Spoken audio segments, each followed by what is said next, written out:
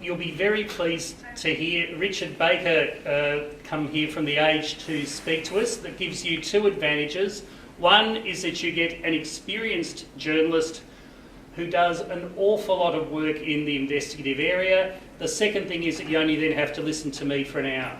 So Richard has worked, I think we had on our preview, Richard's worked at The Age, I think since 2005, is that right? 99. 99, God, you've been there for ages. Long time. Long time. And it was the investigation since 2005, That's is right. that right? Yeah.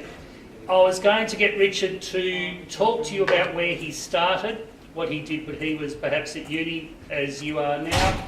I've also asked him to talk about some of the things that we've been dealing with over the last couple of weeks, so using sources, verifying information, checking who you think might be telling the truth and who might not be, and given the topic for this week, maybe we can ask him a little bit about privacy. He will speak for a little while, we'll then ask him some questions, and I would expect that he'll be here for the hour. I'll then take him back out to the place to get his taxi, and then I'll come back and talk to you about privacy and just give you a bit of an idea of some of the things we're doing this week and next. So, Richard, I'll let you go. Oh, one thing I did forget to mention, I couldn't find the image. Somebody did find a picture of Richard on the internet next to the bio of a BBC journalist, I think it was, who's 89 years old and has an OBE. And one of our students who runs a make-up blog said she wanted to know what his secret was. They did get confused on the internet. Richard's not 89, and if he's got an OBE, he's not telling us yet anyway. So I'll let you get on with it, Richard. Thanks, Peter. Hi, everyone. No, I don't have an OBE. But although with Tony Abbott giving us the nights and games, bringing that stuff back, you never know. Just have to suck up to the right people. Thanks for having me along. It's always great to get out and talk to aspiring journalists and uni students and things like that. Doesn't seem that long ago I was sitting where you are, but it is. So I finished uni, I studied journalism at Deakin Uni in Geelong.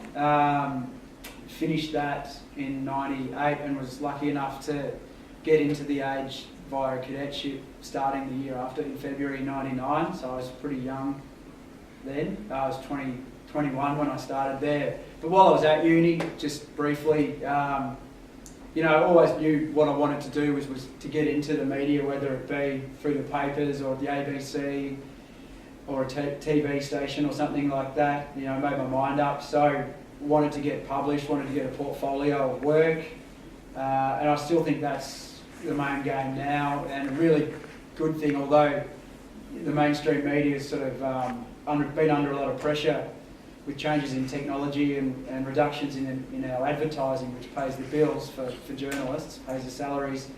That fragmentation of the media does provide a lot more opportunities to self-publish or to get published through other smaller operations. And generally, from my experience and stuff like that, editors and people hiring don't really care about where stuff's been published. It's more about the effort that's gone into getting a start and to get involved and get yourself out there, get your stories out in the public, and that kind of intensity and energy and commitment is what they're looking for. So what I can say is if you're wanting to get a start, get active, get proactive, local papers, community radio, you just keep your ears open all the time. There's always people talking about stuff, whether it be at the pub or, I ever listen, little tips.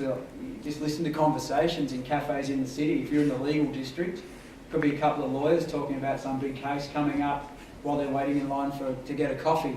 Or if you're up in Spring Street, it could be some public servants or politicians, things like that. So you hear a bit and, just make a note of it and go back and do a little bit of work. So it's just always thinking about what opportunities are there and where to take them. So when I was at uni, I tried to get published as much as possible, and as I said, was fortunate enough to get into The Age, and then did a cadetship, which takes you right through all the areas of the paper, business, sport, Sunday Age, all of that. Got put onto the rural round, so I suppose being from Geelong, I was the closest thing they had to someone from the real country. at the age at the time. That was a great start because, you know, the round got no real profile or no attention paid to it at that time at the age at all. So it was great for me, just hire a car, go out with a photographer for a couple of days, play golf, get a few stories, take some photos and come back and get them published. But it was a great way to build contacts and to actually build up around from nothing, so you couldn't lose, to something that was eventually, you know, getting stories on page 1 or page 3. And it made you think about, okay, how am I going to get this to a city audience? Why should they care? Why is it interesting? So, you know, you're thinking about framing a story, and with those country jobs, you always had a great opportunity to get terrific photos. And so if you could get a unique photograph that could hold up page 1 or page 3, all of a sudden your stories have got more prominence, people talk about them, and you start building a name for yourself and you know, getting better stories as people recognise you, someone to come through. So I did that, moved up to state politics, never lost a dictaphone, which is a current problem for the age. I spent 18 months, 2 years there, oh no, longer than that, 4 years there, doing state politics, and it's a really great way to cut your teeth as well. It's a very busy round, so many people, you know, from different sides of politics and in the public service, and so many things going on. A lot of ambitious people too, so if you sort of find the ones who are on their way up, there's no point coming into the Age of the Herald Sun State Rounds Bureau as the number 3 in the chain of the reporters there and demanding an interview with the Premier the next day. It just doesn't work like that. So you find your mark, talk to the people who want to be that person in 5 or 10 years' time, making your contacts there, because they've got stories and access to things too, but no one's talking to them. So you start building up from a low base. So I did that, and you know, and enjoyed that. Went away for a while, went travelling, and then came back and joined our investigative team. And at that stage, I was the youngest or the most junior person. This is in 2005 in the team, and then we had the first of what was many redundancy rounds. And all of a sudden, I'd gone from the most junior person to the only one left out of that process, and then been there since then, and the last sort of 6 or 7 years worked really closely with my friend Nick McKenzie, doing all sorts of stuff, and just working together on lots of stories. And we find we can tackle a lot more by combining effort on stories, combining contact sources, bringing each other into each other's trust. And it also helps us the story writing process too, because when you've been investigating something for a long, long time before it's come to print, you get lost very easily, and you don't know really what the story is anymore. And it's great to have that set of eyes that knows enough about it to be able to understand it, but is not so entrenched in the story, and that they can cut through in a couple of days of just reviewing the material and not speaking to you. So, and just review it and come back and say, look, I reckon it's this, this and this. Whereas it might take you 3 weeks and you still wouldn't be any closer if you were left alone doing it. So that's kind of where I am at now, and you know, I really enjoy most of the time my job. It has its trials like anything. And I suppose it gets us onto the topic of sources, because sources are people, okay? They're real people out there who have jobs, families, axes to grind sometimes, different motivations, but by and large, good stories that change things, that bring down governments, that right wrongs, that expose fraud or corruption, or just people being treated in a way they shouldn't be treated by authorities or people that should know better. All have a common thing, and that's they start with story. They start with people. The sources are real people. Okay, those documents that might get emailed to you or come in the post box don't just come there by themselves. Someone has to make a decision, and hopefully, most of the time it's in the public interest, but they've got to make a decision to actively take a risk to give you something that may jeopardise their career, their freedom. If they're working in different government bodies, it's a criminal offence to leak certain information, even if it is in the public interest, to a journalist without authority.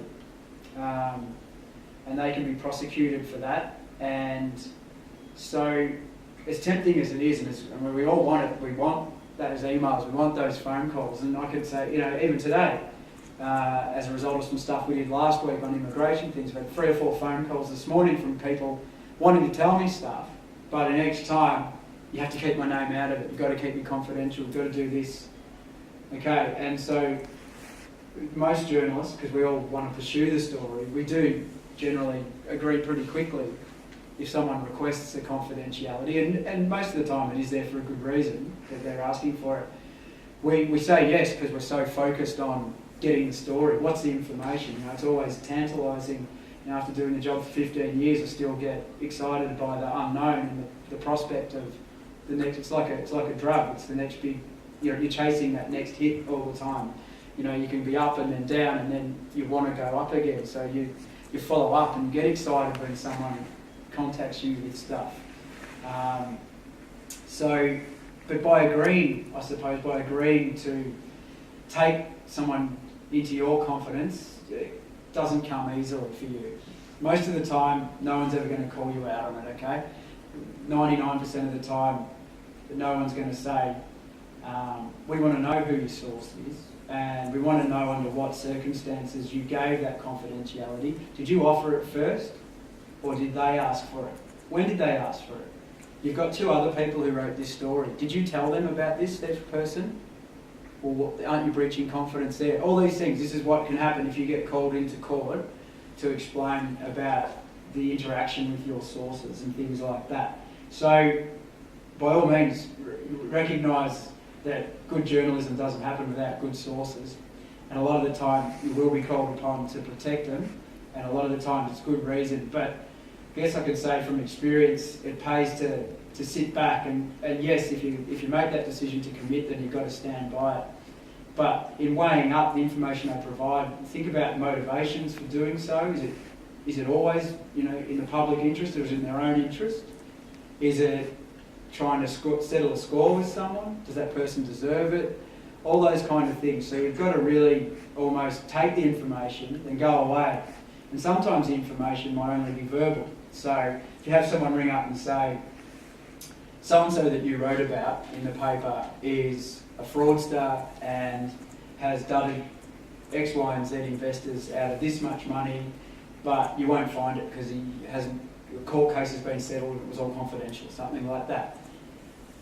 Okay, you want to get it because it involves something you're already chasing, but how do you go about verifying? You can't just go and print the next day and say an anonymous source who I didn't even know the name was on the end of the phone and said this about this person. I mean, you'll be out of a job and paper will be bankrupt if we all did that every day. So when a source does come through with stuff, often it can take a long time to check out what they're saying. And I suppose that's a really big obligation on you as a reporter as well, is not only have you taken them into your confidence, but then you've got to establish whether or not what they've told you is accurate and true.